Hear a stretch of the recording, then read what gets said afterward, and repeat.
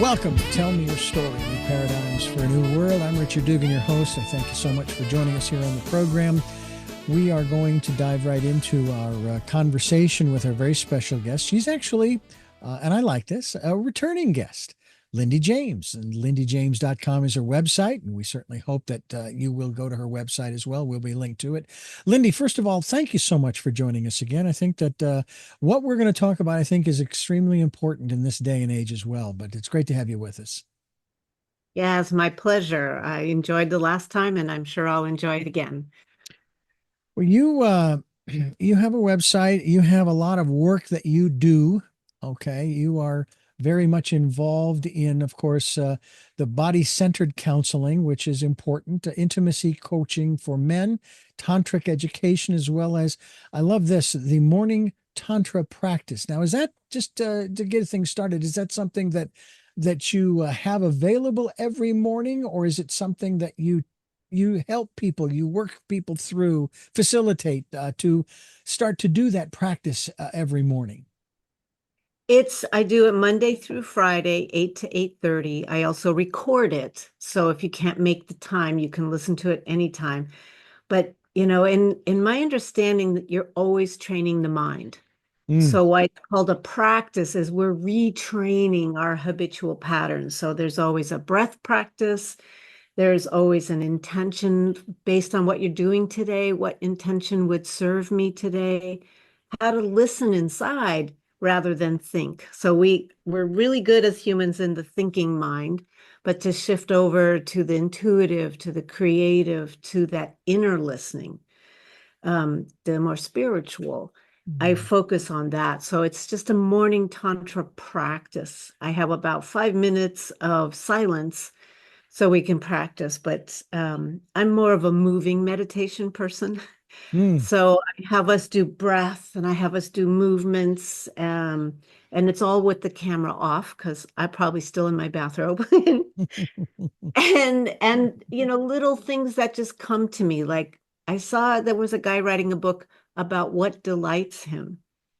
And I was like, oh, there's so many things in a day that could be delightful, like the color of the sun through a flower's petals, a sound of a baby laughing. So just like that, it just comes forth, and we just start a wonderful day that way. Mm. Well, when we were together the last time, we talked about this, what you refer to as the permission zone. And uh, I've had other guests on the program who have talked about this aspect of giving oneself permission to, and you fill in the blank.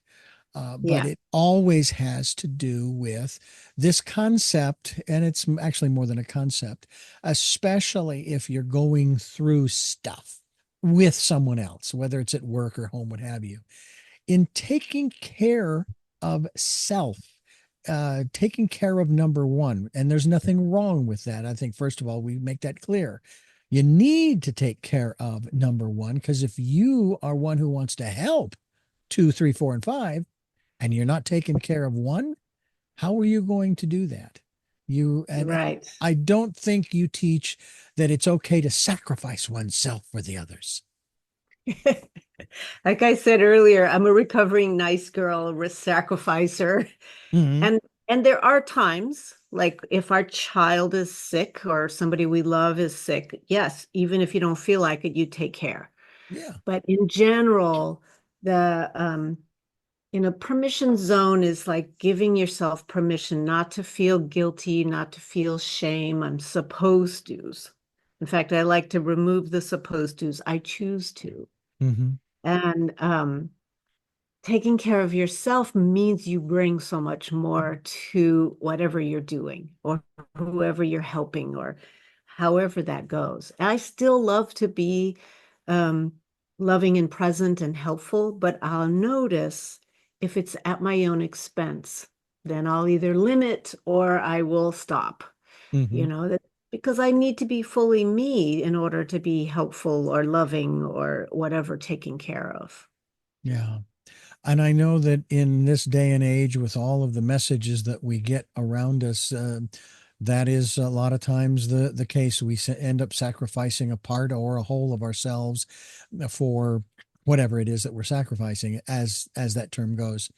I remember in my interview with my parents 9 years ago, we were talking about this, and Hmm. that one of the things that I asked them, because many people would say, well, my God, your parents had 6 kids. Oh, they must have sacrificed a lot. So I asked them, I says, did you sacrifice anything? They said, no, because that's what we wanted, a big Yes. family. So Yeah. when it comes to maybe that's where we might start too, is learning about what it is that we really, really want. Not necessarily the jet or the car or the boat or nice clothes and all. No, in terms of one's heart's desire, one's life's purpose, all of that connected and intertwined. Right. And the feeling that, most of our patterns start as young people. And so, in order for me to be loved, I have to be good or special or helpful or all these things. And it takes us away from what is it I really want? And I want to be loving and of course I want to be special, but it's a different come from. What is it I want? I want community. I want loving presence. I want you to tell me the truth, even if I might be disappointed, because then I can trust you more. One of my best friends, she said to me playfully, she said, well, right now I don't like you, but I still love you in the Mhm. most childish voice because wow, I survived. Somebody was super disappointed and it was okay. So the reason I came up with the permission zone is uh, I playfully say I'm a permissionary and here to give permission for you to be real, to be in community that supports that Mhm. so that we learn a little different path than trying to please or appear special or good or tough or whatever it is. I know too that the roles in now we when we start talking about the genders are changing. I mean, not just in terms of here we are on the threshold of the potential first woman president of the United States. We've had many, yeah, many female senators and congressmen and governors, and the list goes on in terms of political positions of power. In the corporate world, starting to see that. Although I think, let me ask you this just as a sidebar thing. You don't want a woman to be in a position, one of these high power positions, just because she's a woman. You want her to be qualified, right? Correct. Yeah, Absolutely. yeah. And I, part of that truth to herself, being really passionate about what she's bringing rather than what people say she should bring. yeah. Well, what I'm also seeing too on the other side is there is a high level of acceptance.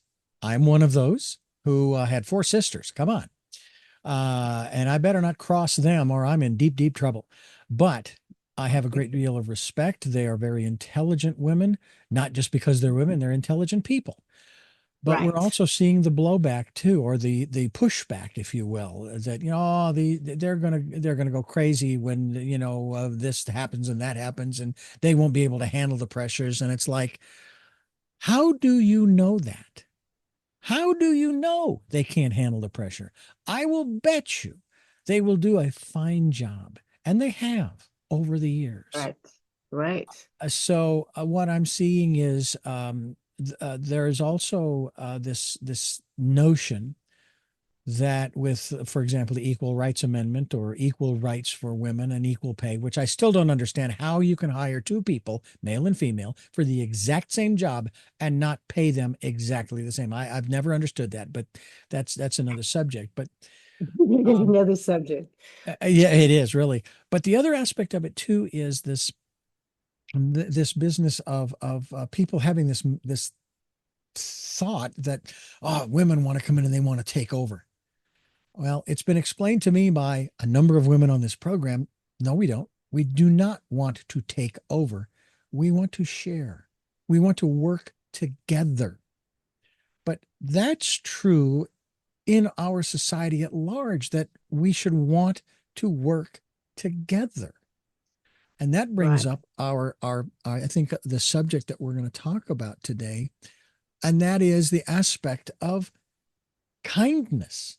Now I'm seeing a lot more public service announcements and even commercials, advertisements that are incorporating that concept of kindness into the message.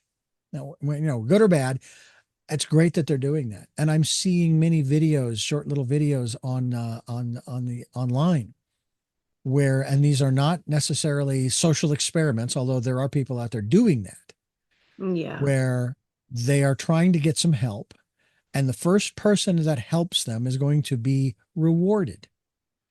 And that's very nice that they're doing that, because it unfortunately does show that a small percentage of people are willing to help, but at least there is a small percentage of people that are willing to help.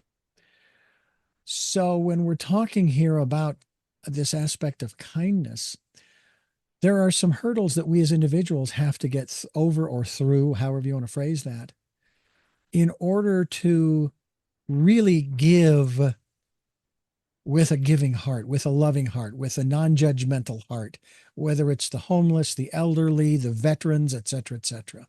Can you talk a little bit about some of those hurdles that we really, I want to be kind, I want to show compassion, I want to help people. That's one of the things I put to the universe, asking for the first $100,000 in the bank, is I want to help other people who are struggling and so Mhm. forth.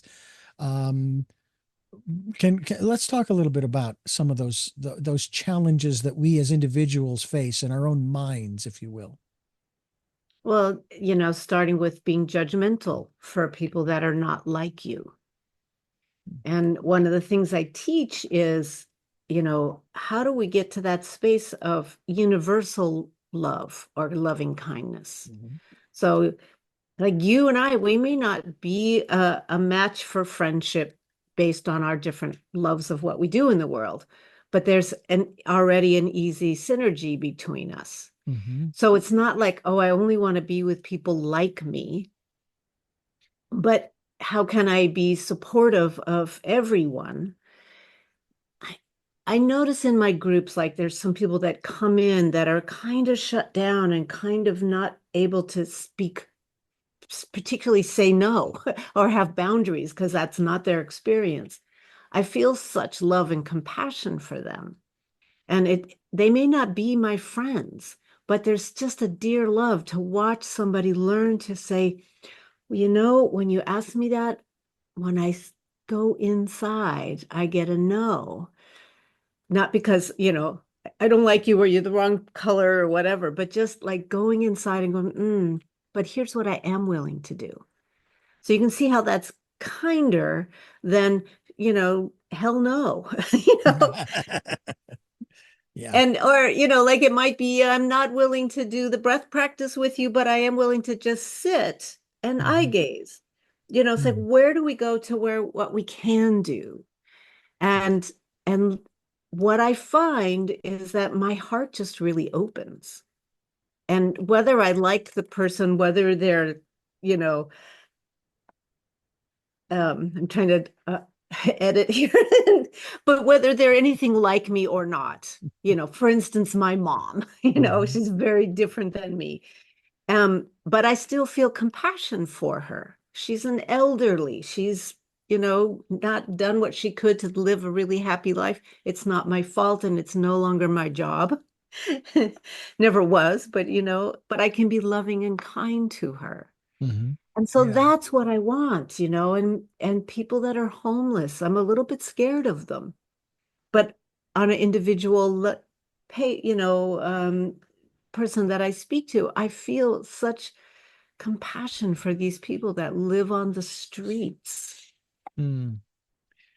It's interesting. The etymology sometimes is interesting, and just in processing it in context, you kind of get that. For example, the word kind refers of certainly to a way of being, but also refers to as a noun, the same kind of person, the same Yeah. kind of, and so forth.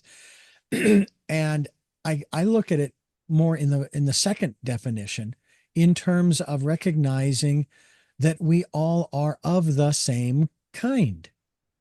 Uh-huh. When I was, Human. yeah, well, human. And I remember thinking about this as a kid, just a kid. Why are these people all bent out of shape and fighting and doing so forth? I mean, isn't it when they cut their finger, which I may have done just a few days earlier or something, there was a little cut there. Red blood, it comes out of all of us. So how is it that they see this other stuff, you know? And it's perplexed me to this day. I saw a little short video of someone who was asked this question, a rather prominent individual, and he was asked the question, if aliens were to catch one of our television programs that showed the best of who we were as humans, what would that be? And it didn't take long for him to say the programs, the coverage of the Olympics, because it showed not only the differences, but it also showed how, in spite of or even because of the differences, they were all competing for these medals, but that there was a camaraderie because they were all there as competitors. They shared these dreams, these desires. To do their best to open their lives and come across to another country, a lot of them. I even saw one instance where the judges gave this one gal in gymnastics a lower score because of one of the rules that her bra strap was showing.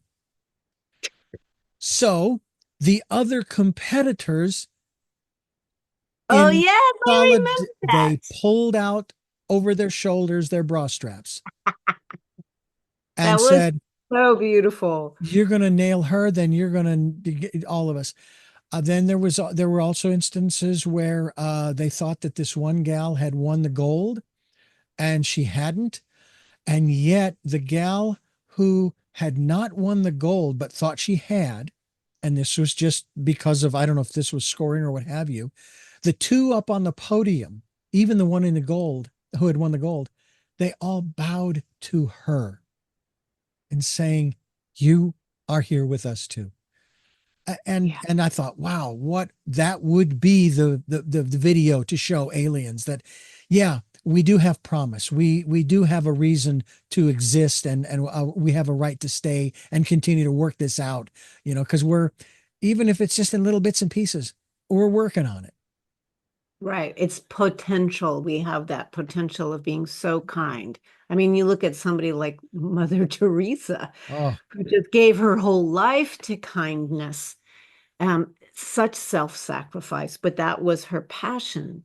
mm, And sometimes I'm amazed at how much my heart feels the world or feels other people and what little ways that I can help. mhm. Um, and if we had more of that, especially in the differences, and I Yeah. can really see like once COVID hit, and how the split between what people believed brought Yeah. on such unkindness. Hmm. And I'd say, two of my best friends were completely different in their belief than me. At first, Mm. I cried. And then we just made this agreement. We will still be loving in ourselves with each other. We're just not going to talk about it, Yeah. Well, and yeah, my brother But and I the same way, opposite ends of the political spectrum. And in a conversation we had, I made the commitment within. I said, I don't care where he's at and where I'm at. We're still brothers. I still love right. him. I'm still proud of Um, him and happy to call him my brother. yes, exactly. And not everybody made that choice. No. Then it became camps, and I'm in one camp and you're in the other, and it's been really scary for me, but I just stayed with myself and still loved, and I can still call my girlfriend up and cry about stuff, and she's just present with me, but we just don't talk about it. Hmm. And so that's a way we can keep the love. Yeah. And every person who's doing something dark or harmful or whatever is deeply, deeply hurtful in their heart. They're deeply wounded. So if Mm. we can start doing the healing work with the young people, it doesn't have to get to that harshness. Yeah. I know that Mother Nature has a way of breaking through those divisions. When we have natural disasters out here in the West, in Yeah. California, we have these wildfires, they kick up and people don't care whether you're red or blue. All they care about is that you're safe, that your family's safe, your animals are safe, if possible, your property as well. In the East, in Florida, with those hurricanes, Mother Nature doesn't care whether you're red or blue. She's coming through. And Right. and now people are stepping up and helping. And even at the front end of the pandemic, you had people who they weren't going to work, but they had all kinds of resources. So they got to work and started providing, started making masks, and they started making the protective wear for the first responders, and the list goes on and the restaurants that were closed so their food wouldn't go bad, and many of them actually continued on. They were making food for people who needed it, whether they were homeless or whether they just couldn't get to the store. Yeah. That and I suppose the downside, sad side of that is that if it hadn't been for the pandemic, if it hadn't been for the hurricanes or the wildfires, most likely these people would still keep that divided wall up. And so maybe Mother Nature, and I've said this before too, love your comments on this, that nature is our greatest teacher. Absolutely. Absolutely. And that I have this book floating in the back of my head, how I was raised by horses. And, it's like I had a horse since I was 9, and they're just so natural in who they are and how they treat you. And if they're grumpy, they're grumpy. And if there's no faking it. Hmm. And I felt so consistently held by them, even though that wasn't the case in my family.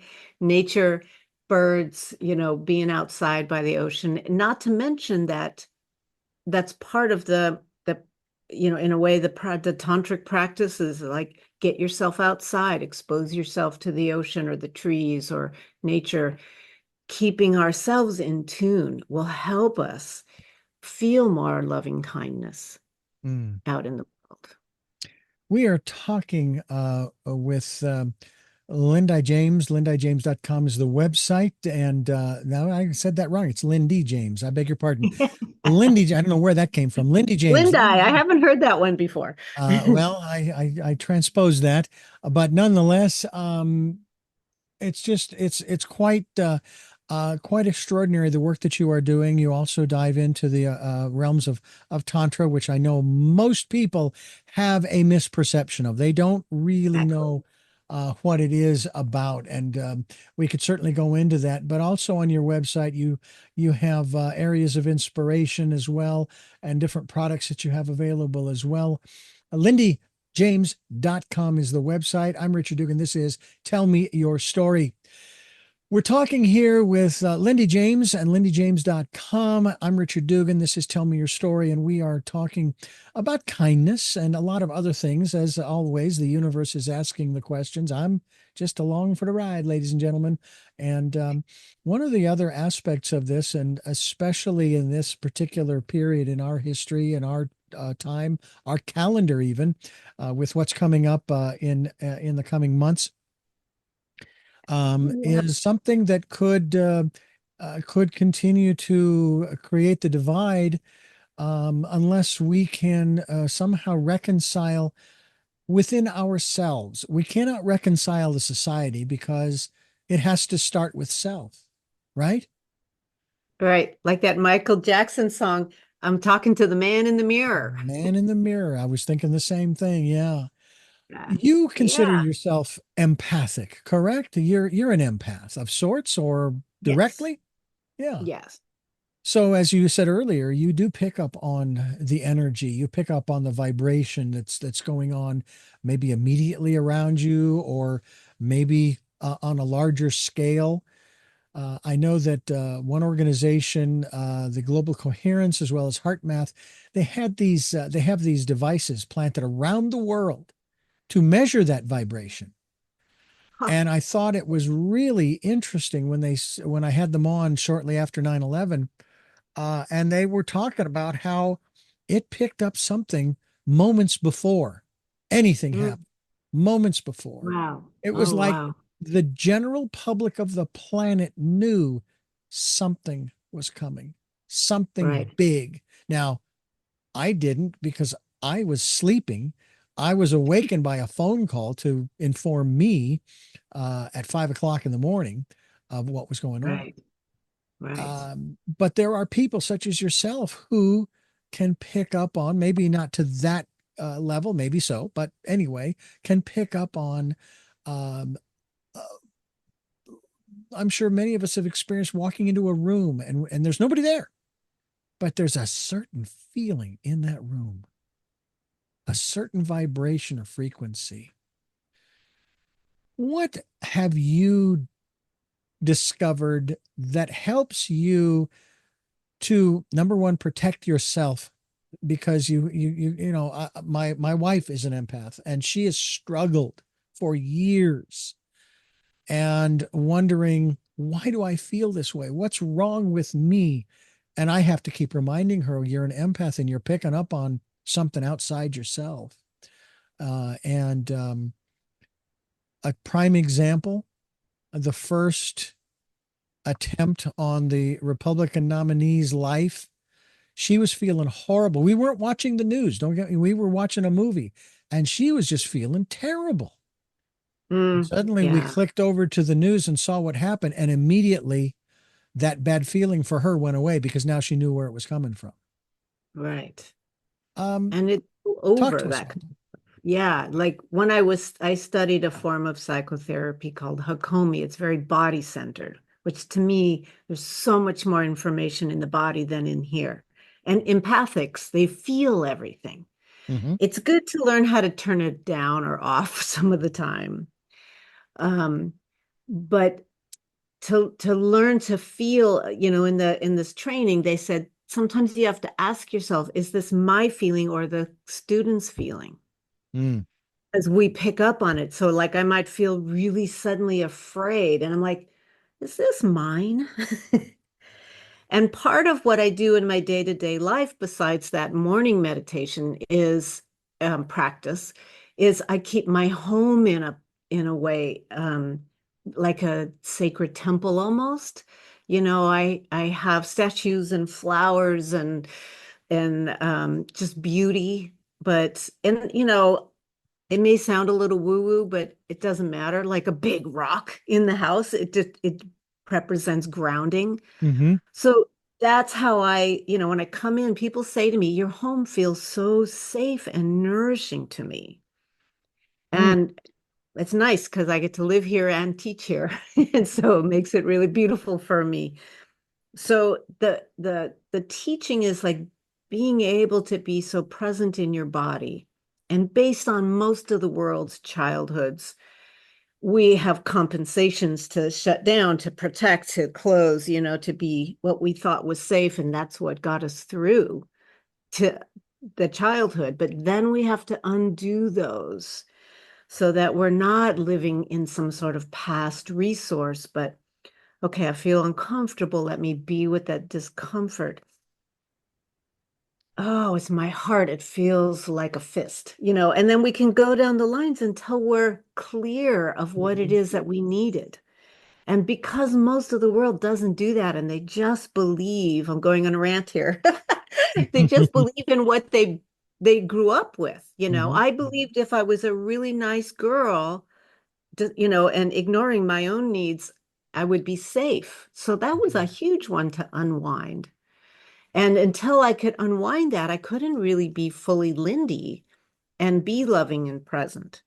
So I can kind of go, well, when I spiral down inside, ask the question and come back out, there's more of a chance of being right than thinking about it and figuring it out.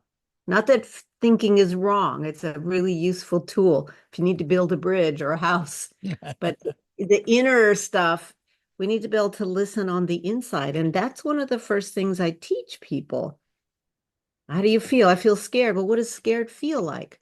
well, I don't know, it's like, no, it's like tightness or a vibration or a boot. And so coming back to like loving kindness and compassion, we need to get clear in ourselves so that we can offer that, so that we can be present in the moment instead of in the story. Mm. You're against me, you're going to, the political world is all in story, Yeah. but I they think aren't aware. yeah, my favorite overlay of the political world by a good friend of mine. He said, it's all theater. So if you think of Yes. it in the context of theater, first of all, it's not real. All right. Despite how real they want you to think it is, it's not Yeah. real. It's theater. It's drama. Look at it through the filter of Shakespeare. Okay, the these, the thous, and those. And I remember watching when Peter Jennings was the host of the ABC Evening News. And this was before The Daily Show. I thought, we need to have a laugh track behind this because this, when you start looking at this, is sometimes this is funny. I mean, you can't make this stuff up, but this is hilarious. Exactly. And then little did I know, not long after that, Jon Stewart and The Daily Show came along, and there was not a laugh track. It was actually a live audience. And it was very funny and poignant at the same time. But Yeah. it poked fun at everyone. Nobody was spared who was in the What? That's so true. I you love know, that about. and so you could not accuse them of being partisan. Back then, it was great. We're talking with Lindy James. LindyJames.com is the website. We certainly hope that you'll go to the website and find out more about her as we continue here on Tell Me Your Story. I'm Richard Dugan, your host, and it's really a pleasure to have you with us here, Lindy. I think that one of the things we might want to dive into, and I'm sure you have something for us in that regard, is some steps or some things that we can do, simple things that we can do to recenter ourselves. Because I think that's really where it has to start. We've got to recenter ourselves and refocus so that we don't get, and I use this term, we don't get dragged into the quagmire. Yes. What can you Yeah. offer us? Some ideas, some suggestions to get us back to center where we really can definitely feel and be kind to self and to others. Well, first of all, to what you were talking about a moment ago, the Buddhist philosophy, especially the Tibetan Buddhists, it's all illusion. And so, can we not take it so darn serious? Everything, our life, our drama, or whatever, even though all of television is about drama and that's what sells, Mm-hmm. um, but can we really stop and be in the present moment and ask questions like, what would love do? What would my heart say? How can we be more embodied where most of the wisdom is? I mean, yes, we can read books and we can be educated, but even the most educated, classical therapists, this woo-woo stuff of embodiment, of awareness, was too much for them. They had to go by the books. Mm. And so for me, sometimes I feel like I am love, like I get out of the way and love pours through me, the words pour through me, the contact. And that's one of the things that we are missing in this world is physical contact, just being held. I said to one of my best friends, oh, this was many years ago, I said, when you cuddle with your other friends, and she said, stop, we all cuddle with you. We don't cuddle with other people. I'm like, what? You know, in 30 seconds of a hug, oxytocin comes out of the brain. It's that feel good drug that the brain creates. So hold each other. Take the sexuality out of it. Just Mhm. hold. And so when you're held, it relaxes the body. Once you feel safe in doing it, it takes a while. I've had clients where I started out with just holding pinkies Hmm. and, and then I hold hands and then I put my arm around. It doesn't mean that we have to, that close contact means sexuality. In fact, that's part of the issue is our brains are wired that any kind of intimacy means we're going to have sex. It's like, Hmm. no, that's what's taken it away from us. That feeling of care, that feeling, we do it with children up until a certain age, usually puberty. We hold them at any time. And so being held, having physical contact, even if it's just hands, I Mm. don't go anywhere with my friends without holding hands or being arm in arm or. Yeah. It's just ordinary for me, but it's not ordinary in our world. I know some cultures, are very touchy-feely, Hmm. Yeah. but it's a missing piece and it's so got so much judgment on it. Yeah. I have a boss who he's 6 foot, 6'1". I don't know exactly. He's taller than me. Let me put it that way. And we've known each other for over 18 years. I started working at the radio station that he has managed and still does.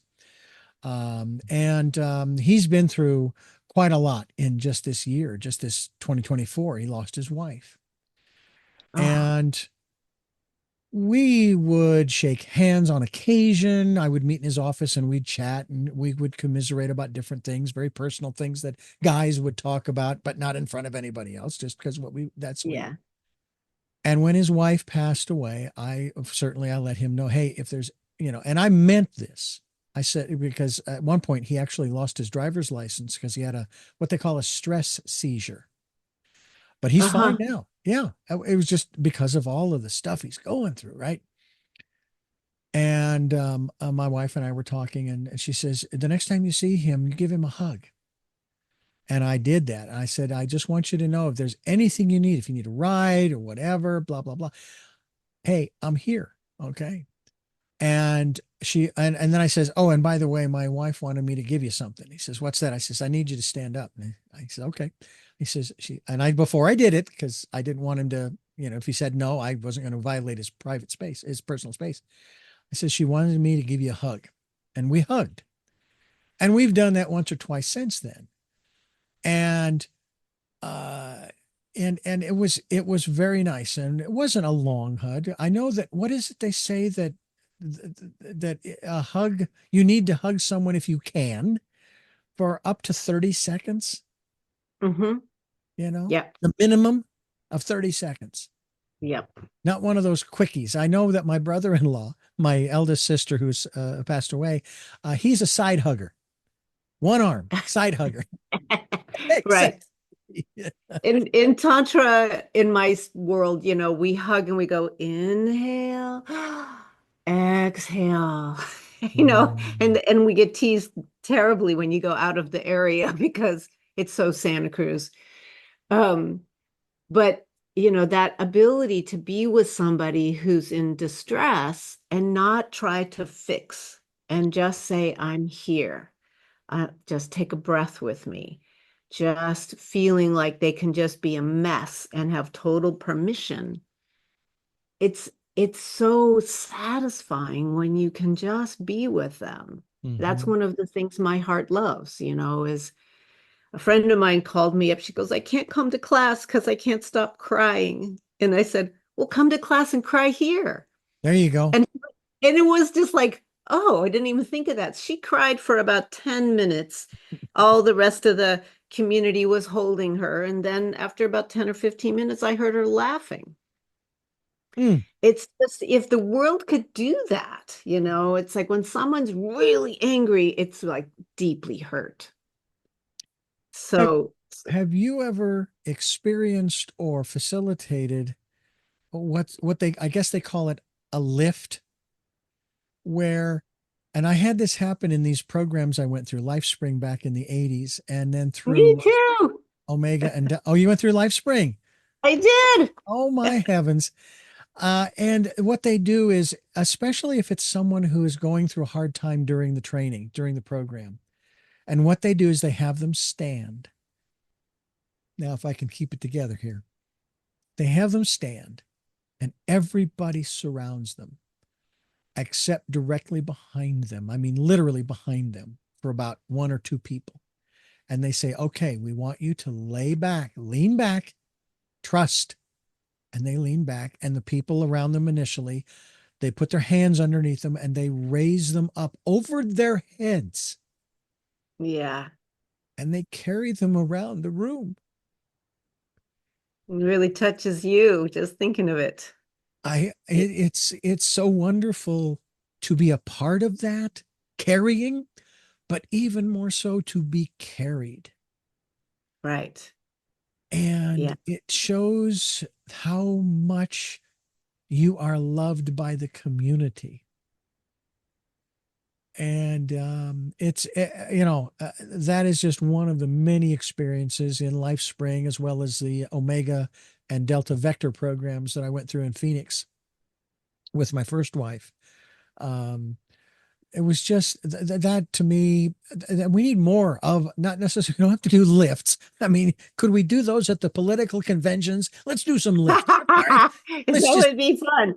bring Yeah. bring down the rhetoric and bring down the hostility and just, you know, but Be that's really real, what, be really yeah, for this country and not for some other things. I just, it would be so wonderful. yeah, it would be.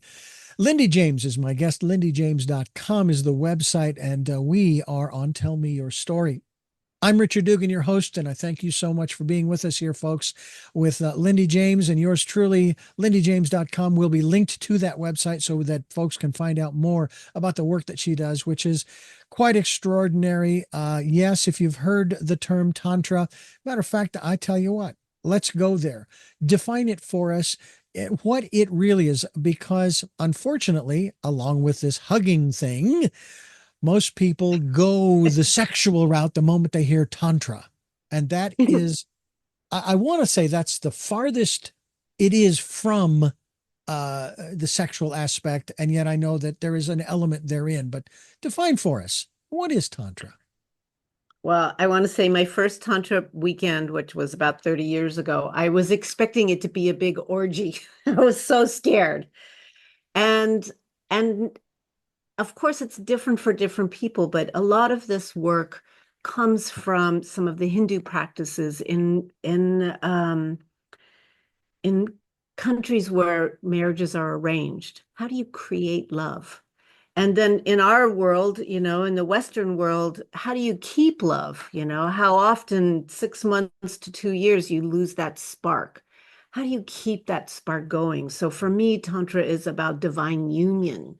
It's a spiritual path. Mm, Yes, we do use sensual energy as kind of like fuel, but we don't, and they're in the more advanced, there are some sexual practices, but it's not about that. It's mhm, about being a whole person, being healed, being open, not cut off. It's, if I may be woo woo, the chakra system, all the energy systems to be open and flowing so that in a way you're making love every minute. It's mm, like enjoying a sunset, enjoying the laughter of a child. It's like being able to fully feel in your body. And mm, so for me, it is a spiritual path. And people come to me in relationships where sexuality has completely died. And so, how to find your way back through the wounding and back to even being able to hold pinkies, and hold hands and reconnect.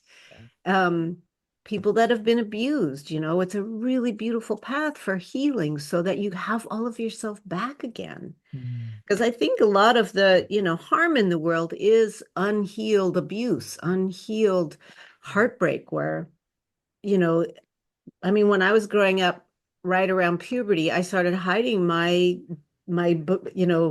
the birth of my sexuality because there were men around me that were inappropriate. mhm, So it took me a lot of years to find a way to be safe, have boundaries, I wasn't protected.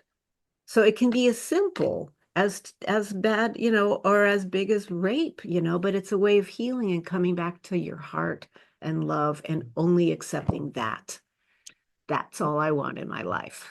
you talk about protection, and women in particular, but men do this too. There'll be a lot of ways that they will protect themselves, and one of them that I've seen over and over again. There have been television shows, they're reality shows where the protection is the weight. They put on hundreds of pounds in some instances because they Yeah, think that that will protect them. It will keep the bad from getting them. And the right, unfortunate part is, of course, that it actually harms them in the process and right, potentially, and some instances has actually killed them. The right. protection has killed them. Right. And Um, there's so many ways people protect. yes. They bravado, cruelty. Um, like you said, weight. It actually makes a physical, distance between you and the world. Hmm. And also people who are too open. It's like your wife feels the world. Yeah. And so we also learn to, like I'm just too open. I take everything in, and then pretty soon I can't take it anymore. Yeah. How to have your own sense of energetic boundaries, verbal boundaries, how to be like really fierce without being unkind. I can be very angry and not call you names, Hmm. but I can say, I said no. I want you to stop, and I can Hmm. just be furious. But I'm not going to start there. I might start there and say, I don't feel safe with you. I need you to stop. And then you can build from there. But people Hmm. aren't taught that, Yeah. so, the level of the wounding can equal the level of protection that they have or taught to not have any protection. Yeah. Breaks my heart. Yeah. And it is a challenge. And I know that we all, myself included, we all protect ourselves in different ways, in greater or lesser means. I know that and I don't I this is a form of protection, but I don't see it as necessarily that negative, and that is I do not like the drama. The question was asked of me not long ago, why won't you fight for me? And I said, I will not fight with you. I'll walk away. Now, of course, then all the accusation, you can't handle this and you run away. And no, I'm protecting myself. And that Sure. is a positive, to me, that's a positive way of protection that is not going to harm me, that is not going to harm the other person. And hopefully, even from a distance, I don't say things that I wish I hadn't said. Yes. Because when we get into that angry state, like you just described, a lot of times the filter comes off and we say stuff that It's true. we can't. Now, we're not talking necessarily about profanity, although that's part of it too, but we say things about the Right. other person. That's hard to do when you're in that, Hard to undo. and hard to undo as well. It's hard to undo as well. Um, Yeah. but it's something we need to learn how to do. And I'm not going to go down the path of learning how to, some people would put it this way, how to fight fairly. I don't want to fight. I don't want to fight. Right. And that's one of the reasons why I, and I know I'm not alone, I am exhausted over these past 9 years in this Mm, country. And right. enough already. I want us to move on to a, I would even take George Bush Sr. back, kinder, I gentler said nation. the same thing. Okay. I said the same A thing. Oh kinder, my God. gentler nation. It's just enough. We don't want. And I will tell you that back in 2015, victimhood reared its ugly head again, and I'm going, no, I'm not going to play this game. I won that game back in the 80s, primarily through LifeSpring, but other things as well. I said, I'm not a victim. I'm either 100% responsible or I'm not. And I choose to be, which means I'm not a victim and nobody else is. And again, these are just my observations. These are Yeah. just my observations. And what you said about I just don't want to fight. what I teach is that's your boundary. My Mhm. boundary is I'm not willing to fight. You could say, I love you and I really want this, but I'm not willing to, my boundary is I don't fight, Yeah. so we can just say what we feel, we can say what we want, but I'm Mhm. not going to fight. That's my boundary and I'm standing with it. And when we hold our boundaries, our body feels safer. Yeah. It's like being able to say no or even say yes. Our bodies start to relax. Yeah. Now, we have many people in this world today who want to live by an old paradigm, old stereotypes, and so on and so forth. Almost, I don't want to pigeonhole anybody, but almost to the extent they want women barefoot and pregnant in the kitchen. Okay, almost. And then take all of the other stuff that goes along with that specific paradigm. Right. And I look at that, I look at my sisters and my mother, and I'm going, they don't live that way. They're my age. They have husbands. They don't live that way. And I don't want to live that way. And so we're trying to find a new paradigm for a new world. That's our slogan. New paradigm for a new world. Looking for those new ways of living. From your perspective and the experiences that you've had over the years and where you are today, do you see that, in a manner of speaking, there's light at the end of the tunnel? Not that society is going to change overnight, no, but that more people, the silent majority, because that's how I look at it, it's the minority that's screaming and yelling loud. They're the ones that have the bullhorns. But it's the silent Hmm. majority that is growing and saying, hey, the old ways don't work. And let's try this. Let's try that. Let's try the other. We can always go back to the old ways because they're there, but they aren't working for us. I think you made the comment earlier about, giving stuff up and people sometimes saying bye bye to them that aren't serving you in your life in the context of being there for you so that you can be there for them, having that relationship like you talked about, holding hands or arms around each other and walking through this place. And you don't talk about certain things because you don't want to jeopardize the relationship. Well, I would say, the throughout history, women have been kind of suppressed. And my feeling is that it's fear.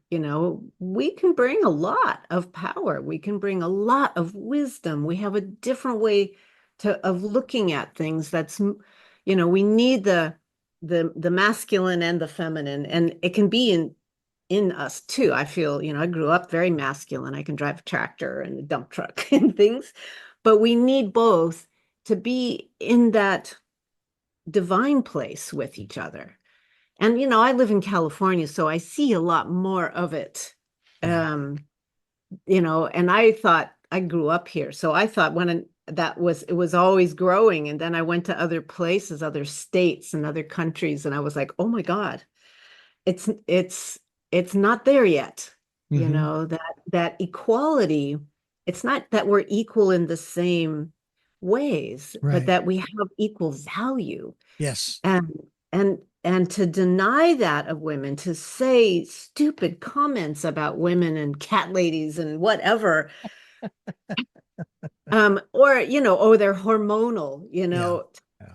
it's like we're passionate and we care and we fight for the children and we're mama bears, and to be with a masculine that appreciates us, particularly men and women, but to be with that partner that really appreciates what we bring, we lift each other up. Yeah. We hold each other in a place of light. And, women are going to have things that are more important to them than men are. It's like the environment is super important. Oh, no, it's not really a problem. It's like, not in this moment, but we can see it changing. Mm. Raising children to feel safe in the world. Yeah. The next few generations are going to be really key for us as a human race, Yeah. Yeah. And I feel like my work is my own form of protest, just bringing more people into their hearts and into loving themselves first Hmm. and being real and honest and like being amazed that that's even possible. It gives me so much joy. And Yeah. then I create a community that they all do it for each other. It's not just me. And so you get to be around other people that when you say no, thank you, they say, thanks for being honest with me, Hmm. not what's wrong with you, that sort of thing. And Yeah. to be a mess, I can be a mess and I can be brilliant and I can be tender, all of it. Yeah. And also accepting of another phrase that you hear quite often, which is quite accurate, and that is, it's not you, it's me. Yeah. It's my issue. I'm taking responsibility for me and telling you they're my issues. It's my Right. stuff. And I know you want me to get my stuff together. Okay. I will when I'm ready. Yes. And Yes. hopefully, um, the other person, if it's a committed type of relationship, will still love you. May not like, but will love you just the same and still show you the understanding and compassion. I mean, that's part of what it's all about is that love. And I love what my parents said in that interview that I had 9 years ago with them. And my mother said that I support his aspirations and the things that he wants to do, and he supports me in mine, and I have his back. And this was amazing to me. She said, and I know he has mine. That's so beautiful. Yeah. So beautiful. And Yeah. so, and of course, now she's without him, and I know that she thinks about him often because, my God, almost 62 years of marriage together, raised Wow. 6 kids and everything. And I had a wonderful insight in a previous interview that helped me to better understand why my father said he did not feel as though he deserved a lot of the credit for raising us, that he gives all of it to my mother. And it's because of the fact that we had our first contact with her from the very beginning, living inside of her and so forth. Yeah. So I understand where a little more where he's coming from, but at his memorial, all of us kids in our statements, and not choreographed either. There was no coordination of any kind, but the theme of that memorial would have been, Dad, we are who we are because you were in our lives. Yeah. So I just I loved that, and that was really really very cool. The funny side of that whole memorial was my sister days earlier before I flew in says you'll have 3 minutes. So I wrote stuff out, and being in broadcasting and everything, I tried to keep mine to 3 minutes. Everybody else went long. I'm one of those too. If you tell me a rule, I'm gonna do it. And Yeah. then I'm like, hey, nobody else is obeying the request. Yeah. But what I Yeah. loved was the fact that I was able to keep my statements concise to a script that I had written and a song I had written for him, and Huh? that I listened, yeah, and I listened to my brother and my sisters and shared their stories. Some of those stories I didn't even know about, um, Oh, and that's fun. it was great. It was really really great. Well, we're talking here with Lindy James. LindyJames.com is the website, and you are listening to and watching Tell Me Your Story. I'm Richard Dugan, your host here on Tell Me Your Story with Lindy James. LindyJames.com will be linked to that website. Lindy, I want to thank you again for joining us here on the program. This was a fascinating and it was a fun conversation, and I'm hoping that people will begin the process. And it doesn't have to be a monumental thing to be kind. First, be kind to yourself. Yeah. Okay. Perfection. Um, I studied that, especially from the Bible. Be ye perfect, even as your Father in heaven is perfect. I did research. What I found was perfection had to do, I could go with what it didn't have to do, but I'll tell you what it had to do with was being, just being. I am that I am, it says in the Old Testament. So then Right. just be. You are perfection. You are. Yeah. Yes. And be kind to yourself. The words that you are saying to yourself, the critical words, the judgmental words, Mhm. would you say those words to your best friend? Yeah, the Probably not. perfectionist words, Yeah, probably not. But then Yeah. why are you saying them to you? So be kind. Be And I kind love to the fact, yourself first. yeah. Mhm. My favorite derivation of the golden rule, it goes, do unto others as you have them do unto you. I rephrase it, do unto others as if you were the others. Yes, that's great. Lindy, thank you. This has been great. Thank you so I'd like much. to love to have you back again, and we'll talk more about some of these areas as well. Yeah, it's really fun, Richard. I find you playful and easy, and it's just been a pleasure to be with you. When I ask you those three final questions, I ask all of my guests, even returning guests, because sometimes the answers change, but even the questions change, even since the last time you were on. But Aha. before I do that, I thank you for listening to and watching Tell Me Your Story, New Paradigms for a New World, where we're giving you choices and knowledge of those choices to help make your dreams come true. Sundays at 7 a.m. and 7 p.m., Monday mornings at 1 a.m., Wednesdays at 9 a.m., and Monday through Friday from 8 to 9 a.m., streaming live at those times at richarddugan.com. We're on podcasting on SoundCloud, iTunes, TuneIn Radio, Spotify, Stitcher. We're on YouTube where you can watch these conversations. I hope you'll subscribe and click notification, and also pick up a copy of Choices, 5 Steps for Life. It is now published, hardcover. It is in paperback and Kindle with the Audible soon to be released. It's available at Amazon.com. And yes, it was written by yours truly. We also ask that if you can support the work we're doing financially, we would be so grateful. Thank you, thank you, thank you to those who have helped and those who will help. We have a PayPal account. It is there for your security as well as ours. And we also ask that you take time during this decade of perfect vision, the 2020s, to spend some time going within and listening to that still small voice.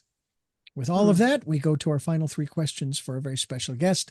And the first of those is, who is Lindy James? Lindy James. Gosh, that's a big question for a final question. A spiritual being on a path of bringing more light and love out into the world. What gets you up in the morning? My alarm clock and a cup of coffee There and you go. sitting out in my garden. Wonderful. And finally, what was your best day? Ooh, there's been lots of them. I'll just say one of them, giving birth to my son. What an amazing time to be the portal for life coming through, meeting him for the first time. Oh my God, I will never forget. Mm. Well, once again, thank you for being with us here on Tell Me Your Story. And thank you for listening to and watching Tell Me Your Story, New Paradigms for a New World. And until our next broadcast, podcast, videocast, love to Lal. Jeanette, I'm still listening. Dad, continue to be happy because I am. Smokey, I'll see you on the other side. And to my dear friend Zorro, aho, aho.